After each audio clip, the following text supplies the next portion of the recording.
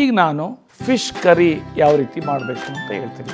Kidney ಪೇಷಂಟ್ಸ್ಗೆ, liver cirrhosis ಪೇಷಂಟ್ಸ್ಗೆ, heart ಉದ್ಕೊಂಡಿರೋ ಪೇಷಂಟ್ಸ್ಗೆ ಮತ್ತು ಯಾವುದೇ ಪೇಷಂಟ್ಸ್ಗಳು ಇದು ಭಾರಿ ಇಂಪಾರ್ಟೆಂಟು. ಕಿಡ್ನಿಗಂತೂ ನಂಬರ್ 1. ಆದರೆ ಎಣ್ಣೆ ಉಪ್ಪು ಯೂಸ್ ಮಾಡೋಂಗಿಲ್ಲ. ಏನು ಜಸ್ಟ್ ಅರ್ಧ ಟೀ ಸ್ಪೂನಲ್ಲಿದ್ದಾನೆ ಒಗ್ಗರಣೆ ಹಾಕೋದಕ್ಕೆ, ಅವೇನು ಒಗ್ಗರಣೆ ಸಾಮಾನುಗಳಿದೆಲ್ಲ ಹಾಕೋದಕ್ಕೆ, ಬೆಳ್ಳುಳ್ಳಿ ಅಥವಾ ಈರುಳ್ಳಿ, ಹಸಿಮೆಣಸಿನಕಾಯಿ ಹಾಕಿ ಇದು ಮಾಡೋದಕ್ಕೆ ಯೂಸ್ ಮಾಡಿ. ಅದಾದಮೇಲೆ ಮಸಾಲ ಏನು ಮಸಾಲ ಬೇಕಾದ್ರೂ ಯೂಸ್ ಮಾಡ್ಬೋದು.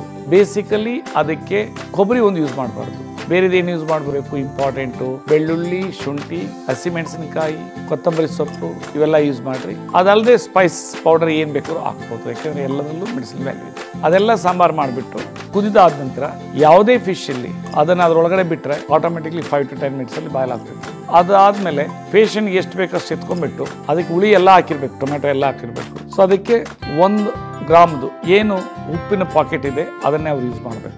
ಸೊ ಅದು ಅನ್ನಕ್ಕಾದ್ರೂ ಯೂಸ್ ಮಾಡ್ಬೋದು, ಮುದ್ದೆಗಾದ್ರೂ ಯೂಸ್ ಮಾಡ್ಬೋದು, ಮತ್ತು ರೊಟ್ಟಿಗಾದ್ರೂ ಯೂಸ್ ಮಾಡ್ಬೋದು.